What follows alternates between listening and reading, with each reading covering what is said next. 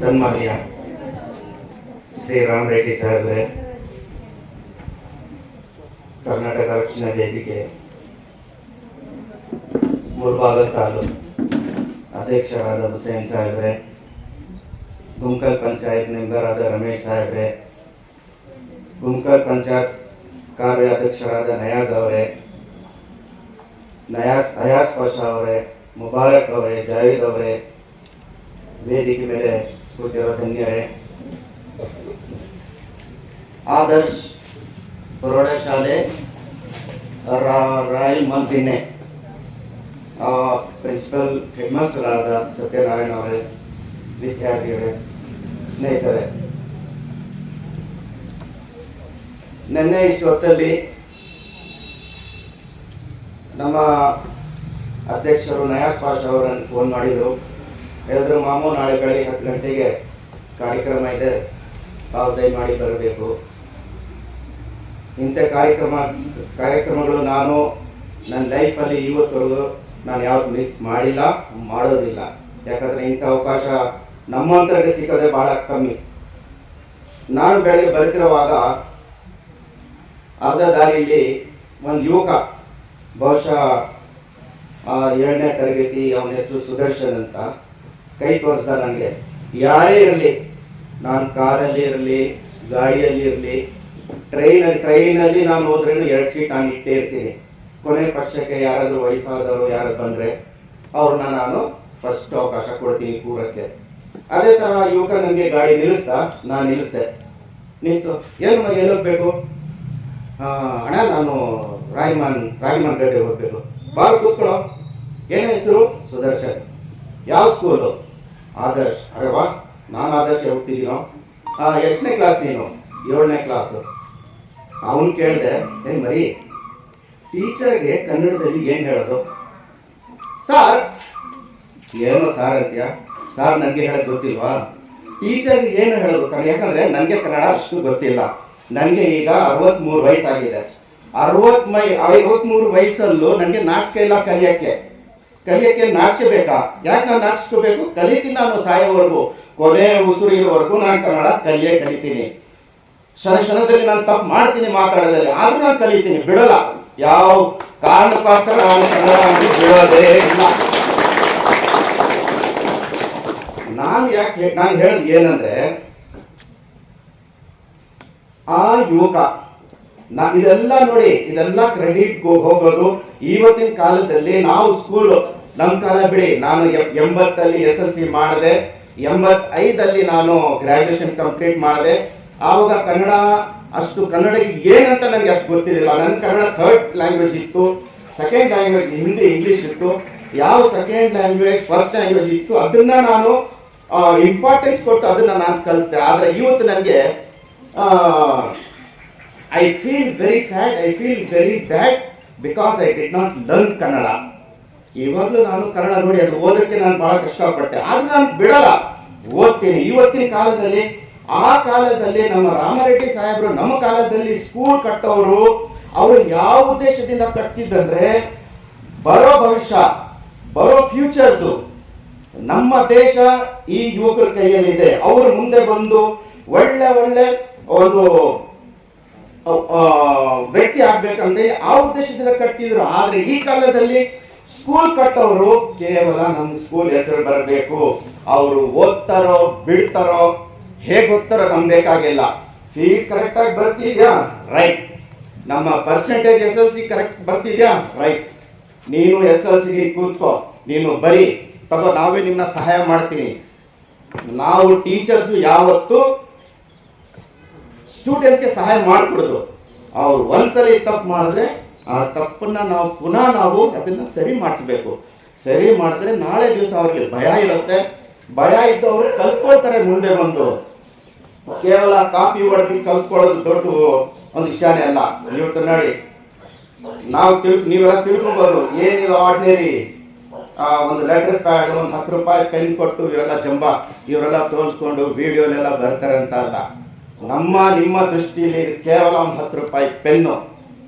ಆದರೆ great author Robert ಶುಲರ್, Edward, ತಾವು ಗೂಗಲು ಅದ್ರ ನೋಡ್ತೀರಾ, ಗೂಗಲಲ್ಲಿ ನೋಡಿ. ಅವ್ರು ಹೇಳಿದ್ದಾರೆ pen is mightier than sword. ಅದು ಕನ್ನಡದಲ್ಲಿ ಯಾರು ಟ್ರಾನ್ಸ್ಲೇಟ್ ಮಾಡಕ್ಕೆ ಸಾಧ್ಯ? ಇಷ್ಟ ಕೈ ಎತ್ತಿ ನೋಡುವ. Who can translate my word pen is mightier than sword? ಯಾರು ಕನ್ನಡದಲ್ಲಿ ಟ್ರಾನ್ಸ್ಲೇಟ್ ಮಾಡ್ತೀರಾ? ಯಾರು ಉಂಟಾ? ಸರಿ, ನಾಟ್ ಎನ್ ಇಶ್ಯೂ. ನೋಡಿ, pen is mightier than sword ಅಂದ್ರೆ ಇದು ಕೇವಲ 10 ರೂಪಾಯಿ ಪೆನ್ನು. ಒಂದು ಕೋರ್ಟ್ ಅಲ್ಲಿ ಜಡ್ಜ್ ಕೇವಲ 10 ರೂಪಾಯಿ ಪೆನ್ನಲ್ಲಿ ಒಂದ್ಸಲಿ ಬರ್ದ್ಬಿಟ್ರೆ ಮರಣ ದಂಡನೆ, ಹ್ಯಾಂಗ್ ಹಿಮ್ ಟಿಲ್ ಡೆತ್. ಕೇವಲ ಅದೇ 10 ರೂಪಾಯಿ ಪೆನ್ನು. ಲೈಫ್ ಕೊಡ್ಬೇಕಾಗಿದ್ರು ಅದೇ 10 ರೂಪಾಯಿ ಪೆನ್ನು. ಅರ್ಥ ಆಯ್ತಾ? ಇದಕ್ಕೆ ಹೇಳೋದು pen is mightier than sword ಅಂತ. ನೀವೆಲ್ಲ ನೋಡಿ, ನೀವು ವಿದ್ಯಾರ್ಥಿಗಳು, you are the student and you are the future of our nation.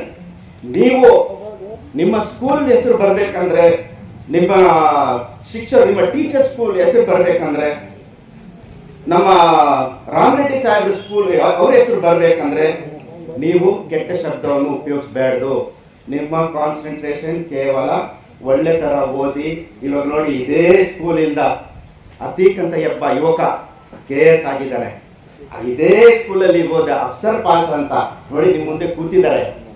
ಅವರು ಗ್ರಾಜುಯೇಟ್ ಡಬಲ್ ಗ್ರಾಜುಯೇಟ್ ಮಾಡಿದ್ದಾರೆ, ಅವರು ಮಾಸ್ಟರ್ ಡಿಗ್ರಿ ಮಾಡಿದ್ದಾರೆ. ಎಷ್ಟು ಹೆಮ್ಮೆ ಅಲ್ಲ? ಇದೇ ಸ್ಕೂಲಲ್ಲಿ ಓದಿರೋ ಯುವಕ. ಅದೇ ತರ ನೀವು ಅಷ್ಟೇ, ಪ್ರತಿಯೊಬ್ರು ನೀವು ಖುದ್ದಾಗಿ ನೀವು ಯೋಚನೆ ಮಾಡಿ. ನಾನು ಅದೇ ತರ, ಈಗ ನೋಡಿ, ಒಳ್ಳೆ ಕೆಲಸ ಮಾಡಿದ್ರೆ ಇಡೀ ಗ್ರಾಮಕ್ಕೆ ಹೆಸರು, ಒಳ್ಳೆ ಕೆಲಸ ಮಾಡಿದ್ರೆ ಇಡೀ ತಾಲೂಕಿಗೆ ಹೆಸರು, ಒಳ್ಳೆ ಕೆಲಸ ಒಳ್ಳೆ ಹೆಸರು ಇದ್ರೆ ಇಡೀ ಊರಿಗೆ ಹೆಸರು, ಇಡೀ ಬೆಂಗಳೂರು ಸಿಟಿಗೆ ಹೆಸರು. ಅದೇ ತರ ನೀವು ಒಳ್ಳೆ ತರ ಹೆಸರು ಮಾಡ್ಕೋಬೇಕು. ನೀವು ಅಕಸ್ಮಾತು ಇದು ಮೊಬೈಲ್, ನೀವು ಒಳ್ಳೆ ತರ ಓದಿ ಮುಂದೆ ಬರ್ಬೇಕಂದ್ರೆ ಆ ಮೊಬೈಲ್ ಇದಲ್ಲ, ಆ ಮೊಬೈಲ್ ಅನ್ನು ನೀವು ಎಷ್ಟು ದೂರ ಇಡ್ತೀರೋ ಅಷ್ಟು ನೀವು ಮುಂದೆ ಬರ್ತೀರಾ, ಅಷ್ಟು ನೀವು ಓದ್ತೀರಾ, ಅಷ್ಟು ನೀವು ಪಾಠ ನೀವು ಕಲ್ತ್ಕೊಳ್ತೀರಾ. ಈ ಕೇವಲ ಈ ಮೊಬೈಲ್ ಇದೆಲ್ಲ, ಅದಕ್ಕಿಂತ ಹೊಲಸು ಯಾವುದಿಲ್ಲ. ಮೊಬೈಲ್ ಒಳ್ಳೇದಿದೆ, ನಾವು ಯಾವ ತರ ಉಪಯೋಗಿಸ್ತೀವಿ ಆ ತರ. ಆದ್ರೆ ಇವಾಗ ಯುವಕರು ಅದನ್ನ ಉಪಯೋಗಿಸೋದು ನೋಡ್ತಾರೆ, ರೀಲ್ಸ್ ನೋಡೋದಲ್ಲಿ ನಾವು ಟೈಮ್ ವೇಸ್ಟ್ ಮಾಡ್ತೀವಿ. ಅದೇ ನೀವು ರೀಲ್ಸ್ ನೋಡೋ ಜಾಗದಲ್ಲಿ ನೀವು ಅದನ್ನ ಓದಕ್ಕೆ ಉಪಯೋಗಿಸ್ಕೊಂಡ್ರೆ ಆವಾಗ ಯಾರಿದ್ರು, ಯಾರ್ಯಾರು ಒಳ್ಳೆ ಕೆಲಸ ಮಾಡಿದ್ದಾರೆ, ಯಾರು ಒಳ್ಳೆ ಲೀಡರ್ಸ್ ಇದ್ದಾರೆ, ಅವ್ರ ಬಯೋಗ್ರಫಿ ಏನು, ಅವ್ರು ಏನಿದ್ದಾರೆ ಅದೆಲ್ಲ ತಿಳ್ಕೊಂಡ್ರೆ ಅದು ನಿಮಗೆ ಉಪಯೋಗ ಆಗುತ್ತೆ ಎಕ್ಸಾಮ್ ಅಲ್ಲಿ.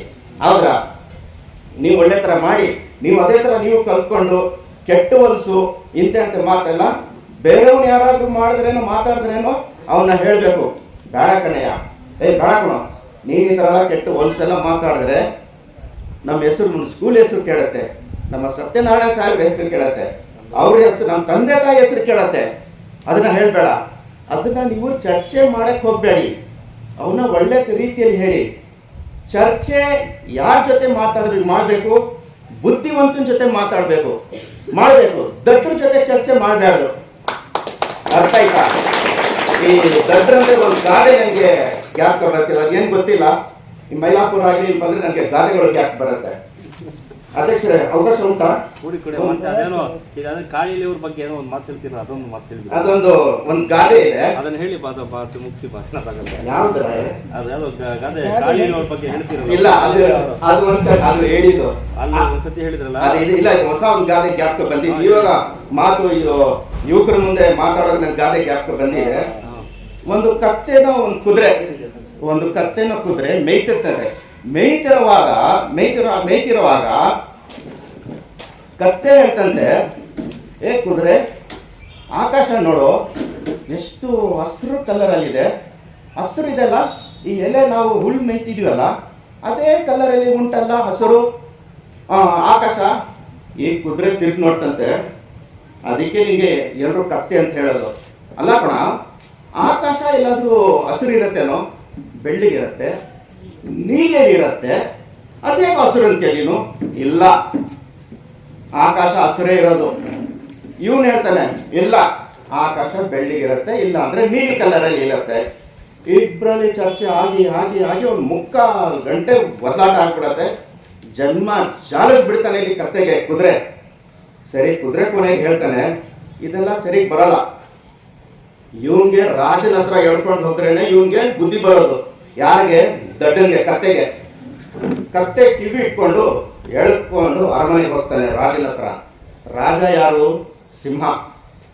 ಸಿಂಹ ಕೂತಿರ್ತಾನೆ, ಎಲ್ಲರೂ ಸೋಲ್ಜರ್ಸ್ ಎಲ್ಲರೂ ಮುಂದಿರ್ತಾರೆ, ಸೈನಿಕರು ಇರ್ತಾರೆ.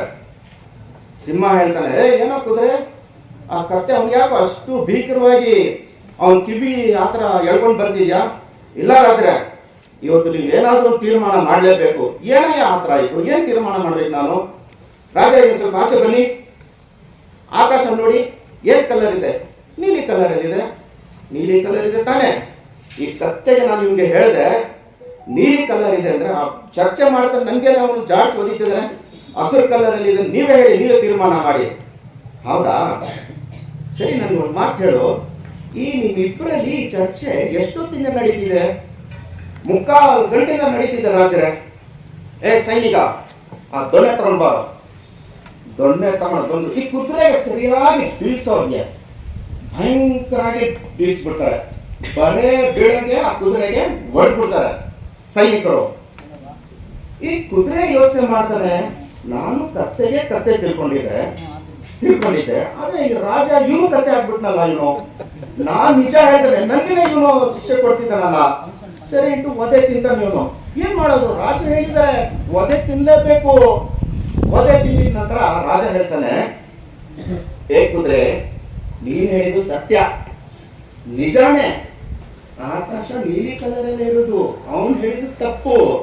ನಾನು ನಿನಗೆ ಯಾಕೆ ಹೊಡೆದೆ ಹೇಳು? ಅವ್ರು ಯಾರದು? ಕತ್ತೆ. ಈ ಕತ್ತಿದ ಜೊತೆ ನೀನ್ ಚರ್ಚೆ ಮಾಡಿದೇನು 3/4 ಗಂಟೆ, ಅದಕ್ಕೋಸ್ಕರ ಆದ್ರಿಂದ ನೀವೆಲ್ಲ ನಿಮ್ಮ ಭವಿಷ್ಯ, ನಿಮ್ಮ ಫ್ಯೂಚರ್ ಎಲ್ಲ ನಿಮ್ಮ ಕೈಯಲ್ಲಿದೆ. ನೀವು ಅದನ್ನ ಯಾವ ತರ ಉಳಿಸ್ಕೊಳ್ತೀರೋ, ಯಾವ ತರ ಬೆಳೆಸ್ಕೊಳ್ತೀರೋ ಆ ತರ ನೀವು ಒಳ್ಳೆ, ನಿಮ್ಮ ಹೆಸರು ಚೆಂದಾಗಿರ್ಬೇಕು, ನಿಮ್ಮ ತಂದೆ ತಾಯಿ ಹೆಸರು ಚೆಂದಾಗಿರ್ಬೇಕು, ನಿಮ್ಮ ಟೀಚರ್ಸ್ ಹೆಸರು ಇರಬೇಕು, ಎಲ್ಲಕ್ಕಿಂತ ಹೆಚ್ಚು ನಮ್ಮ ರಾಮರೆಡ್ಡಿ ಸಾಹೇಬ್ ಹೆಸರು ಇರಬೇಕು.